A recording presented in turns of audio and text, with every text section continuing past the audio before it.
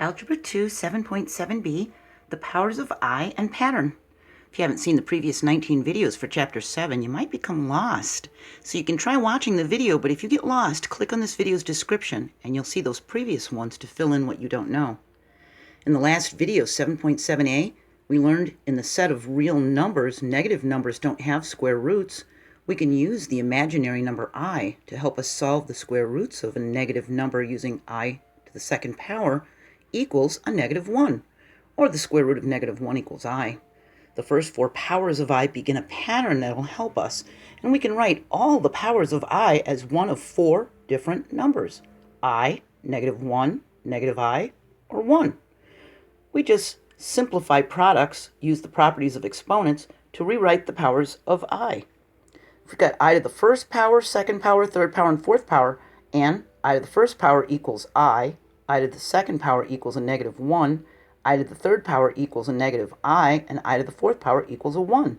And if we add one more exponent, I to the fifth power, we're going to go back to the beginning of our 4 to I.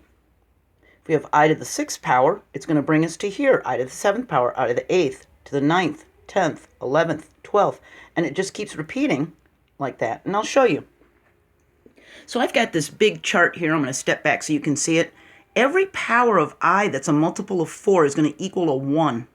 So we know from what we've discussed in this video and the last video that I to the first power just equals I. That's like 3 to the first power equals 3, or 5 to the first power equals 5, right? And we know from the definition of imaginary numbers and the square root of 1 squared is going to equal a negative 1. So I squared is a negative 1. I to the third power, what we can do for that third power is add I to the second plus I to the first power together. Sorry about my focus there. And that's going to give us a negative 1 times an I, which is going to give us a negative I. See how we got that? If we do I to the fourth power, we can do I to the third power times I to the first power to get that 4 exponent, or we could do I to the second times I to the second. We're going to get the same answer either way. We're going to get a negative 1 times a negative 1 if we do I to the second power times I to the second power, and that's going to equal 1, a positive 1. When we come back to the fifth, I to the fifth power, which is 1 more than this one, we're coming back to our pattern, to the beginning of our pattern, to equal an I. We can take I to the fourth power, which we know all the multiples of 4 are going to equal a 1, so we can use that as our base. I to the fourth power is going to be a 1 times an I. See, because that's a 4, and an I to the first power makes that fifth power. So we have an I again, see? And I to the sixth is going to be a negative 1, and I to the seventh is going to be a negative I, and I to the eighth is going to be a 1. What we can do is use that I to the fourth power for the 6 with an I to the second power to make the 6. That's going to give us a 1 and a negative 1, and we multiply 1 times negative 1. It gives us negative 1. I to the seventh, we can go back to our I to the fourth power, which is a 1, and multiply it by I to the third power to get our 7. And I to the third power is a negative I, so we're doing 1 times negative I, which is a negative I. I to the eighth power, we can split it into our buddy, I to the fourth power, which is a 1, and do another one. So we have 1 times 1, which is 1. But we don't need to do all that work. Every power of I that's a multiple of 4 is equal to 1. And if the power is 1 greater than a multiple of 4, we go back to the beginning of our pattern to the I.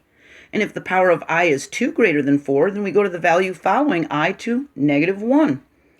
So we can look at it this way. If we have I to the fourth power times n, it's going to equal a 1. If we have I to the fourth power n plus 1, it's going to be an I. If we have I to the fourth power n plus 2, it's going to be a negative 1. See, every time we add another number to that exponent, it moves us to the next one in the pattern, see? So you can look at it this way too. Every time we add a 4 to the exponent, the base is going to stay the same. So we know that I to the first, I to the second, I to the third, I to the fourth, okay, and that these are what they equal. If we added 4 to this one to get I to the fifth, it's still going to be an I. If we added another 4 to it, it's still going to equal an I. See? Every time we add a 4 to that exponent, look at, for negative 1, I to the second power equals a negative 1. If we add a 4 to that I to the second, that's going to give us I to the 6th. That's going to be a negative 1. If we add another 4 to it, we're going to have I to the 10th. That's going to be a negative 1. See what's happening with this pattern? But the easiest one is this one, because he just equals 1, and we can use him, okay? So even I to the 400th power is going to equal a 1, because that's a multiple of 4, see? If we needed to find I to the 37th power, we find a multiple of 4. Well, 4 times 9 is 36, right? So we get I to the 36th power. Well, we just need to add 1 more to get that 37. So if we're at 1, that means we're going to go back to the beginning of our pattern to I. So I to the 37th must equal I. I to the 38th must equal negative 1. I to the 39th must equal negative I. See? And every power of I that's a multiple of 4 is going to equal 1, and we can just use that I to the 4th to really help us.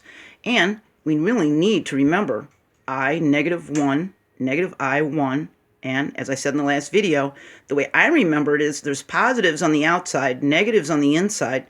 It starts with the I, and because the I is not next to the negative I, see how it skipped, and then the negative 1 skipped to the positive 1? Positives are like bookends on the outside, the negatives are on the inside. And because they're not next to each other, and the positives on the outside, the second one's got to be a negative 1, which means the third one's got to be the negative I, because they're negatives in the center, see? Our next video, 7.7c, we're going to talk about multiplying and imaginary numbers. I'm going to add this video to the Algebra 2 playlist so you can study. And there's really no Algebra 1 videos that talk about imaginary numbers. You might want to know about adding or subtracting roots, but we covered that in the last few videos, and we'll talk about that a little bit more in the next video when we talk about multiplying. And all the previous Algebra 2 videos that should help you, there were 19 previous videos, and I'm going to have links in this video's description so you can just click on them, all right?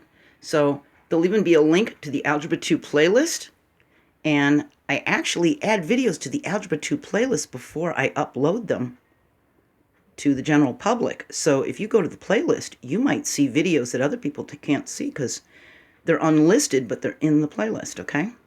So I'm not sure if you can see them or not, but I put them in there first, all right? So try not to skip any steps. I'm really proud of you for watching YouTube videos to learn about math. It says so much about you. That means you're just this go-getter, intelligent, person that's doing something for yourself. That's a good thing. I'll see you next video, and have a great day. Bye.